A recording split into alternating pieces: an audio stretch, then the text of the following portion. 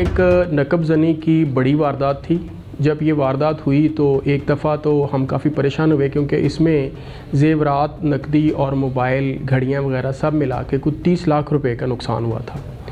تو اسی لیے یہ چونکہ ہائی پروفائل کیسز میں آ گیا، ہائی پروفائل کیسز کا ہم نے بغور مشاہدہ کیا، موقع دیکھا، اپنی جو ہماری کرائم سین انویسٹیگیشن ٹیمز ہوتی ہیں ان کو بلایا. اس کے علاوہ ہم نے ان کے فنگر پرنٹس کے لیے جو ٹیم ہوتی ہے وہ بھی بلائی.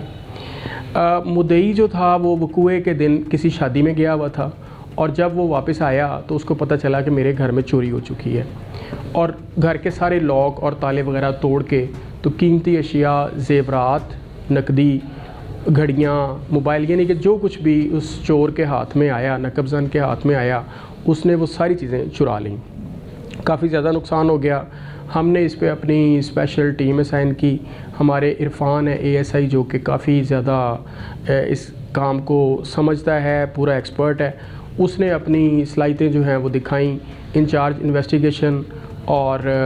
جو ہے خود میری نگرانی میں ہم نے سارا یہ سلسلہ وہاں پہ فنگر پرنٹس اٹھائے. اس کے علاوہ آس پاس محلے میں جتنے بھی CCTV کیمراز تھے کہ ہمیں پتہ چل جائے کہ جس دوران چوری ہوئی ہے وہاں پر کسی کی موومنٹ ہوئی یا نہیں ہوئی، یا کوئی باہر سے بندہ آیا یا کون آیا. مین وائل ہم نے جو موبائل چوری ہوئے تھے ان موبائل کے CDRs وغیرہ ان کی ایمی ٹریکنگ پہ بھی کام کیا. لیکن وہ چونکہ ہمیں بعد میں بھی یہ پتہ چلا کہ اس نے، چور نے، وہ جو موبائل تھے وہ ایک دریا کے اندر پھینک دیے تھے، لہٰذا ان کا ایمی ٹریک ہونے کا کوئی چانس نہیں تھا. لیکن اس کے باوجود الحمدللہ ہماری پولیس ٹیم نے اپنی کوشش جاری رکھی، اور بالآخر ہمیں یہ پتہ چلا کہ جو مدعی ہے خود اس کے محلے میں ایک لڑکا کچھ ان یوزول اپنی دلچسپی لے رہا تھا، اور ان سے بار بار پوچھ رہا تھا کہ آپ نے شادی میں کب آنا ہے، شادی سے واپس کب آنا ہے، جانا کدھر ہے. اور اس کو کچھ یہ بھی آئیڈیا تھا کہ گھر میں ان کے کیا کیا چیزیں ہو سکتی ہیں. لہٰذا ہم نے ہیومن انٹیلیجنس کے بیس کے اوپر اس لڑکے کے بارے میں دائیں بائیں سے معلومات بھی پتہ کیں، تو ہمیں یہی پتہ چلا کہ وہ لڑکے کی حرکات و سکنات مشکوک ہیں. وہ کسی جوتے کی فیکٹری میں کام کرتا ہے، لیکن وہ کام پر توجہ کم دیتا ہے، اور اس طرح کی ایکٹیویٹیز جو کہ مشکوک ہیں ان پہ اس کی زیادہ توجہ ہوتی ہے. لہٰذا ہماری ٹیم نے محنت کر کے، وہ اپنی جگہ سے غائب تھا، اس کو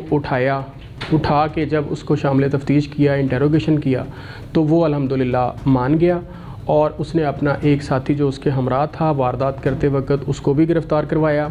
اور یہ سارا جو بھی پروسیس تھا چوری کے درمیان اس کو پکڑنے کے تقریباً 1 ہفتے میں ہم نے مکمل کر لیا. اور الحمدللہ یہی وجہ ہے کہ چوری ہونے والی مکمل چیزیں جو بھی 100% ریکوری ہم نے کر لی، اور اس میں مدعی کا کوئی بھی نقصان نہ ہوا. یہ بالکل آپ کی بات درست ہے کہ جو فرسٹ کوئی واردات کرنے والے ہوتے ہیں ان کو کمپیریٹیولی تھوڑا مشکل سے آئیڈینٹیفائی کیا جاتا ہے، اور کیونکہ کسی کا شک اس طرف نہیں جاتا. اگر کوئی کسی محلے میں ایک ریکارڈ یافتہ رہتا ہے، یا ہمارا کوئی TO ہے، ہمیں پتہ ہوتا ہے کہ یار یہ ایک کام ہوا ہے، اس کا آپ موڈس آپرینڈائی دیکھیں اور آپ کو پتہ چل جائے گا کہ یہ فلاں بندے نے، چور نے یہ کام کیا ہے، اور ہمارے لیے وہ قدر آسان ہے. لیکن جب کوئی نیا مجرم یہ کام کرتا ہے تو اس وقت ہمیں تھوڑی مشکل درپیش آتی ہے، کیونکہ ہمیں پھر ہر طرح کی چیزوں کو، جو بھی ہمارے پاس جدید ٹیکنالوجی ہو، ہمارے پاس CCTV کیمروں کی سہولت ہو، یا ہمارے پاس ہیومن انٹیلیجنس ہو، ہمیں ان تمام اپنی چیزیں جو ہیں، صلاحیتیں ہیں، ان کو استعمال کرنا پڑتا ہے. لیکن اللہ کا شکر ہے کہ اس کیس میں بھی آپ دیکھ لیں ملزم سابقہ ریکارڈ یافتہ نہیں ہے،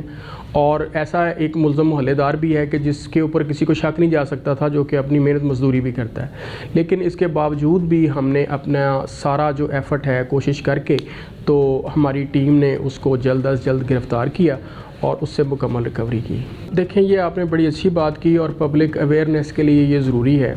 کہ جب بھی آپ کے ساتھ کوئی انسیڈنٹ ہو جاتا ہے، چوری کا ہو جائے یا کوئی اور کسی بھی قسم کا خدا نخواستہ کوئی فائر لگنے کا ہو جائے، جس میں آپ کو 100% شیور نہیں ہے کہ یہ کام کس نے کیا ہے، تو اگر آپ شک کی بنیاد پہ کوئی پرچہ کرواتے ہیں اور شک میں کل کو وہ بات نہیں نکلتی، تو آپ کا پرچہ انتہائی کمزور ہو جاتا ہے، بلکہ جو اصل ملزم بھی بعد میں ہم اس کو گرفتار کرتے ہیں اس کو بھی بینیفٹ مل جاتا ہے. تو ایک تو یہ چیز ہے کہ کوئی بھی انسیڈنٹ ہو جائے، اگر نہیں پتہ، دیکھیں چوری کوئی بندہ اپنی آنکھوں سے تو نہیں دیکھتا، تو پھر پرچہ نامعلوم ہی کروانا چاہیے. جب نامعلوم ہوتا ہے تو اس پرچے میں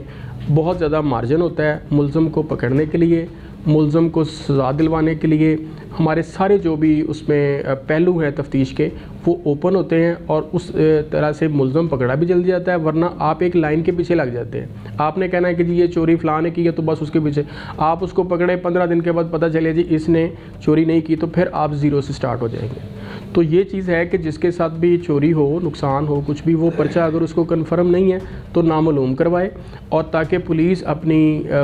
تفتیش کر سکے اور اصل ملزم کو گرفتار کرے۔ دیکھیں جو کرائم کم ہوا ہے نا، وہ تو بالکل ایک آپ کو پتہ ہے اوپن سیکرٹ ہے کہ الحمدللہ کرائم اب گراف اس کا بہت نیچے آ گیا ہے، ہمارے بالا افسران کی ایفرٹس کے ساتھ اور گورنمنٹ کی ایسی انہوں نے جو چینجز لائیں اس پہ ہوا۔ اب جو جرم ہے وہ آپ بھی جانتے ہیں کہ دنیا کے کسی خطے میں بھی ختم نہیں ہوتا، کم ہو جاتا ہے۔